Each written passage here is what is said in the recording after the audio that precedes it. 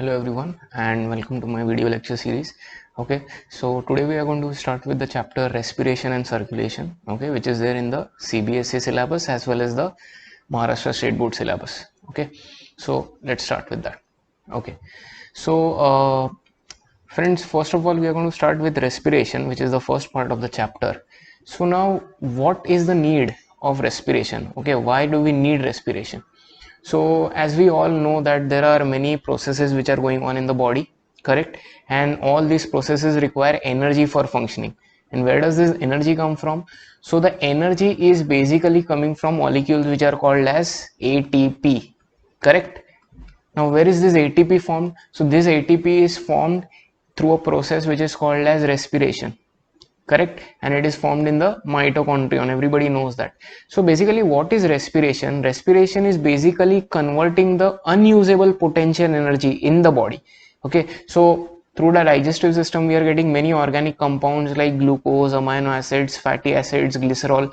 All these things are having potential energy inside them, but that energy we are not able to use, but that those substances are converted into usable forms of energy. Okay, and that is nothing but ATP. And what is doing that? Respiration is doing that, correct? So that is the main reason why respiration is present or respiration occurs in our body. Now let us write down the respiration reaction. Okay, so the respiration reaction, most of you must have studied in school. It goes something like this. So C6H12O6 plus 6 molecules of oxygen gives you 6 molecules of carbon dioxide plus 6 molecules of water plus, very important, 38 molecules of ATP. Okay, so now this reaction is also called as the respiratory reaction or respiration reaction. Now as you see in this reaction, there is glucose present. Where does this glucose come from? So this glucose is coming from your digestive system. Your digestive system is basically breaking the higher or the complex carbohydrates which are polysaccharides into disaccharides, monosaccharides. Glucose is the monosaccharide, correct? Where is the oxygen coming from? The oxygen is coming through breathing. Okay, so the oxygen from the environment is taken inside your blood by your respiratory system, and then the oxidation reaction occurs in the mitochondrion, and there are three things which are formed. Two of them are byproducts which are given out, carbon dioxide, water, and ATP is used, correct? So if you want to define this process of respiration, how will we define it? So respiration can be defined in this way. So I'm going to write down the definition. Okay, it is a biochemical process, okay, which involves oxidation of organic compounds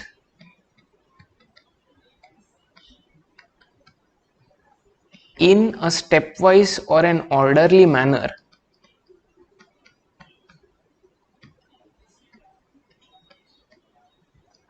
to release chemical energy in the form of ATP. Okay, so this is the definition of respiration. This is the definition which is given in most of the textbooks. Now let us go through this definition. First of all, they say it is a biochemical process. Why is it a biochemical process? Because the chemical compounds are broken down and new chemical compounds are formed. For example, glucose is broken down through oxidation and a new chemical compound called ATP is formed. So that is why it is called as a biochemical process. Okay, then it involves oxidation of organic compound. Glucose is getting oxidized in a stepwise or orderly manner. See, now this respiration reaction is just a summary of all the processes which are happening. Okay, so there is something called glycolysis, there is something called Krebs cycle, terminal oxidation. So all these things are happening in proper steps, and that is why this is also called as a process which occurs in a stepwise or orderly manner. Okay, and finally what you are getting chemical energy. And what is that? ATP. How will you use ATP to get energy? ATP is broken into adenosine diphosphate and inorganic phosphate. So when you want energy, this ATP can be broken down into ADP plus inorganic phosphate, and since the reaction is exothermic, the energy is released which can be used by the body. Is this clear? Okay, so both the reaction and the definition are very important from the theory exam point of view. Okay, and I have written the balanced equation over here. Now coming to another point, now we see two things over here. First is oxygen and second is carbon dioxide. Let us take the example of human beings. So human beings take in oxygen from the environment, right? And human beings remove carbon dioxide from the body and pass it to the environment. So what is happening is there is gaseous exchange which is taking place. Oxygen is passing from environment to the body, carbon dioxide is passing from the body to the environment. Now how is this gaseous exchange possible? What is helping in this gaseous exchange? What do you think? So see, organisms have different structures which help in this exchange of gases. Okay, higher organisms have specialized organs which help in exchange of gases. So if I want to use a general term, I can use a term which is called as a respiratory surface. Okay, so what is exactly a respiratory surface? A respiratory surface is a surface which will help in exchange of gases. For example, the respiratory surfaces in human beings is alveoli. So alveoli will take in oxygen and it will transfer the oxygen to the blood, and blood will transfer the oxygen to all the cells. Similarly, the carbon dioxide which is brought by the blood, that will again be transferred through the alveoli, and that carbon dioxide will be given out. In the case of fishes, gills are present. Certain animals or certain organisms which are microscopic, unicellular, they use their cell membrane or plasma membrane as a respiratory surface. So respiratory surfaces differ, but their job is to perform exchange of gases. Is this clear? And every respiratory surface should have three properties, and with that we come to the next point which is very important in this chapter. What are the properties of respiratory surfaces? Okay, so there are three properties. Okay, and I'm going to write down the properties first, then I'll explain the properties. So the first property of every respiratory surface is that it should have a large surface area. Okay, the second property is that the respiratory surface should be thin, it should be highly vascular, and it should be permeable, okay, to the gases.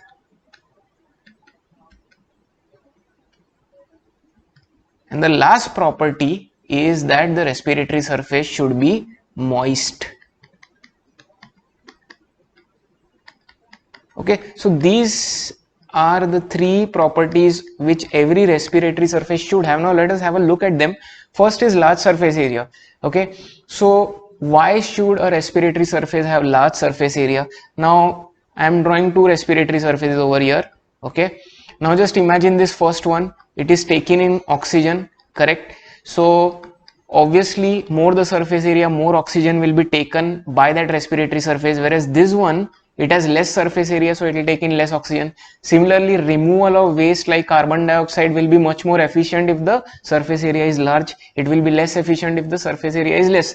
So by default, every respiratory surface should have a very high surface area, so that the gaseous exchange is very good, or it is efficient. Okay, second point, respiratory surface should be thin. Why should it be thin? Because the gases are going to diffuse through this. Okay, the gas oxygen is going to pass through this. Similarly, if you see the carbon dioxide is going to pass through this. Okay, so the gases are going to diffuse through the membrane. So if the membrane or the surface is thick, then the gases will not be able to pass through it. What is diffusion? Diffusion is movement of molecules from higher concentration to lower concentration. Okay, so if the surface is thick, then the gas exchange will not be possible. Okay, friends, I have already made a separate video lecture on diffusion. Okay, so kindly check that out. Okay, anyway, coming back to the topic, so that is why the respiratory surface should be thin, so that easy diffusion or passage of gases is possible. Second is that the second thing is it should be highly vascular. What is the meaning of vascular? So vascularity means more blood supply.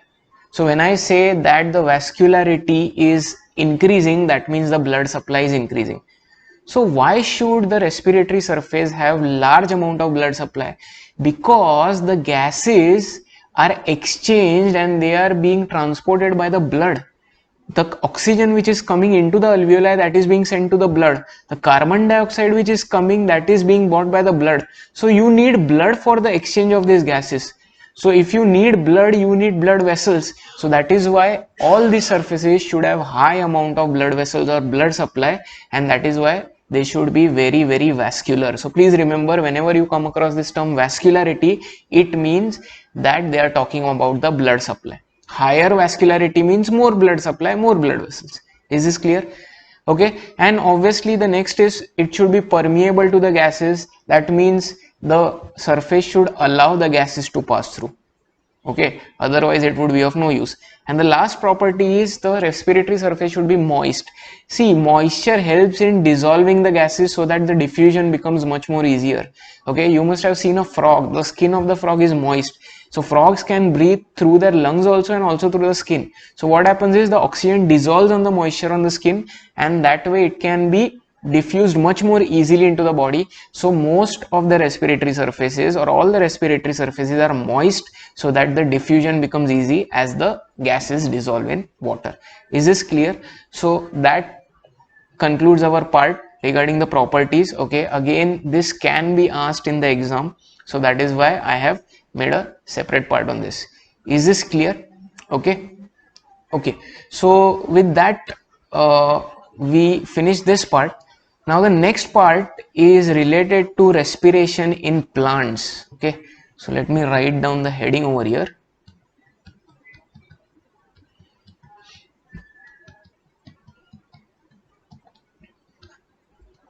Okay, now first of all, many people confuse respiration with photosynthesis. Okay, so I will just write down both the things over here. I am writing respiration over here. Okay, and then I am writing photosynthesis over here. In fact, both these processes are exactly opposite of each other. For example, in photosynthesis, okay, the carbon dioxide is taken inside the plant and oxygen is given out. So I am carbon dioxide is taken in, whereas oxygen is given out. The inward arrow towards photosynthesis means it is taken in, the outward arrow means it is given out. Whereas in respiration, what is happening is oxygen is taken inside the plant and carbon dioxide is given out. Please remember, both of these processes are exactly opposite, and plants also undergo respiration. So many people think they don't undergo respiration. They do undergo respiration. So even in plants, oxygen is taken in, carbon dioxide is given out. So don't confuse it with photosynthesis. Okay. Now, how do plants respire? So if we talk about the higher plants, okay, angiosperms, if we talk about the terrestrial angiosperms, so basically the main parts of these are flower, leaf, stem and root. So I'm going to write down three parts over here. Okay, leaves, stem and roots, and all these three parts are capable of respiration. Okay, so the exchange of gases can take place from any of these three parts. So leaves are also capable of exchange, stem is also capable of exchanging gases, and root is also capable. Okay, now how is this exchange possible? First of all, let us come to leaves. Okay, so leaves have specialized structures which are called as stomata. Okay, so if I draw a leaf over here, correct, this is the midrib or this is the vein. Okay, and these are the lateral veins surrounding the central veins or the midrib.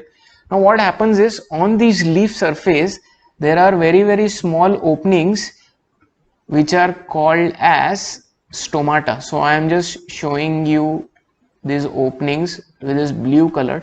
Okay, a single opening is called as stoma and the plural is stomata. Okay, so what happens is, through these openings in the leaf the gaseous exchange takes place, again through diffusion. So what will stomata do? They will take in oxygen, the oxygen from the environment will diffuse into the stomata. it will go into the plant, and carbon dioxide which is produced, that will go outside. Okay, is this clear? Okay, now the structure of stomata I will teach you in some other video lecture, but the structure is something like this. There is this opening which is called as stomata, and it is surrounded by cells which are called as guard cells. Okay, guard cells because they are guarding the opening of the stomata. So this area which I have shaded is stomata. So when the stomata is open, it looks like this. However, when it is closed, okay, it will look something like this. So you can see now the space has become much narrow. So this is when it is open, this is when it is closed, and that is done by guard cells. So the mechanism we will see in some other lecture. So is this clear? In leaves, stomata is present or stomatal openings are present which help in exchange of gases. What happens in stem? So in the case of stem, now you know that stem is very thick and woody. Okay, the leaf is very thin. So in the case of stem, specialized openings called lenticels are present. Okay, let me write this again. So the word is lenticels. So if this is your stem, then just like in the leaf, there are very minute openings called as lenticels. Okay, and this help in gaseous exchange from the stem. Okay, so they will take in oxygen, remove carbon dioxide.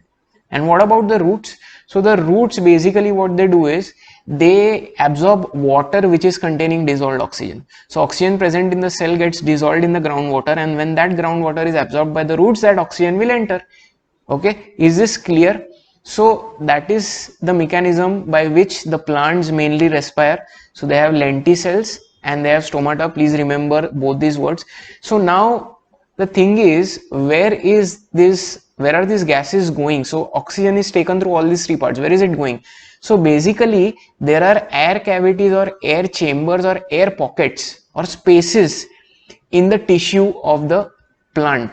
So these spaces which are present, they are all continuous. So just imagine this is the space which is present in the leaves. Okay, this is the space which is present in the stem, this is the space which is present in the root. So all these spaces which are present, see, these are intracellular spaces. So between the cells, intercellular I should say, between the cells. So these spaces are present inside the tissue, and all these spaces are connected to each other. Okay, so suppose if oxygen is taken in through the stomata, then that oxygen is going to pass through all these spaces. If it is taken through lenticels, again it is going to pass through all the spaces. If it is taken through the root, it is going to pass through all the spaces. So all these spaces which are present, they are continuous, so a network is formed in plants. Is this clear? Okay, so that concludes the part about respiration in plants. There is nothing much to remember, just remember those two words, stomata and lenticels. Now we come to the last part of today's lecture, and that is going to be respiration in animals. So this is just a general topic. Okay, we are not going to start with respiration in human beings. So respiration in animals. See, respiration in animals is not as easy as we studied in plants, because the respiratory mechanism in animals differs from animal to animal. Okay, depending on how complex or how evolved the animal is, the respiratory system or the respiratory surface is also much more complex. Okay, so let us start with different groups of animals and what respiratory system or what respiratory surface they have.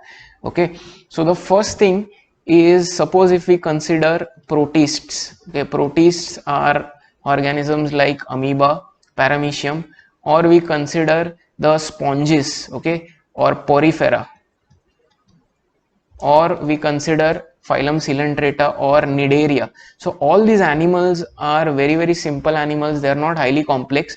So these animals basically respire through their plasma membrane or the cell membrane. So they have no specialized structures for respiration. So the gaseous exchange occurs through plasma membrane. Is this clear? Okay. Then as we move on to slightly higher organisms, let us talk about worms. Okay, so Platyhelminthes, Aschelminthes, all these phylums which have worms. So again, these worms do not have a special respiratory surface. The respiration is done through their exoskeleton or skin or the external body surface. So no special respiratory structures present in these as well. Okay, so they respire through their exoskeleton or the skin. Now we go on to more complex animals. Okay, now we go on to insects. Okay, now insects belong to phylum Arthropoda. Phylum Arthropoda has a lot of different classes. Okay, and as you go higher up the class hierarchy, you will see that the respiratory system is also advanced. So in the case of insects, there are structures which are called as spiracles, okay, and also tracheal tubes. Now if I take the example of a cockroach, okay, so and if I study the ventral surface of the cockroach, the ventral surface is the front side where all the legs are present. So these are the legs. So what happens is, on this ventral surface there are small openings which are called as spiracles. Okay, and through these spiracles the gaseous exchange occurs. So it is something like stomata or lenticel. So these openings will take in oxygen, remove carbon dioxide, and what happens is, inside the body the gases are transported by tubes which are called as tracheal tubes. Okay, so slightly advanced respiratory system is seen in insects. Next we go to more complex animals. Okay, now we come to arachnids. Okay, arachnids examples are scorpion, okay, spiders, and these organisms have a structure which are called as book lungs. Okay, so these are not exactly like the lungs which are present in us. Okay, these are very primitive structures, very less advanced structures. However, these structures are called as lungs because first of all these organisms are terrestrial, and second it is called as book lungs because if you see the structure of these lungs, they look like books which are kept one after the other. Okay, they look like stack of books, and that is why they are called as book lungs. Okay, now moving on to the other organisms. Okay, for example, organisms like certain crabs, then these show book gills. Okay, so book lungs, book gills, they are mostly similar. However, arthropodans which are marine, they show book gills. Those which are terrestrial show book lungs. Okay, then going ahead, now we come to organisms having internal gills. These are highly advanced organisms. For example, fishes. So they have structures which are called as gills, and these gills are present inside the body. So they are called as internal gills. Is this clear? Next we move on to organisms which have external gills. For example, some of the amphibians. Okay, one example is an amphibian which is called as salamander, and even tadpole larvae of frog. So both these examples, they show external gills. What is the meaning of external gills? So external gills like are present outside on the skin. So if suppose this is the head, then the head will bear many branches like surfaces which are further branched, and these are gills. Okay, but they are present outside the body, and that is why they are called as external gills. Okay, so they show external gills. Then there are certain animals which do not show a highly developed respiratory system. For example, turtle. Now turtle belongs to class Reptilia. However, it doesn't show any respiratory system as such. Okay, so it has an opening which is called as cloaca, and through that respiration occurs. And finally we come to the most advanced organisms. Okay, and there are three classes in this. So mammals, aves, and reptiles. All these three show the presence of lungs. Okay, so reptiles example, if you see, turtle is a kind of an exception. It is not having lungs, it is having an opening called as cloaca, but apart from that all the other reptiles, mammals and aves have lungs. So this is how the respiratory system is graded. Okay, so if you see, from a simple cell membrane we have moved on to very complex structure called as lungs. So it is not as simple as that present in plants. Okay, so with that we finish today's lecture. Okay, the next lecture is going to be on human respiratory system. It's going to be a proper anatomy lesson. Okay, so this was more or less like an introduction part. uh, Friends, I would like to point out two things. Okay, first is I have made a video called as respiration versus breathing, so be sure to check that out. And the second one I already told you beforehand, so please check that video out as well. Okay, and that concludes our lecture for today. Thank you very much.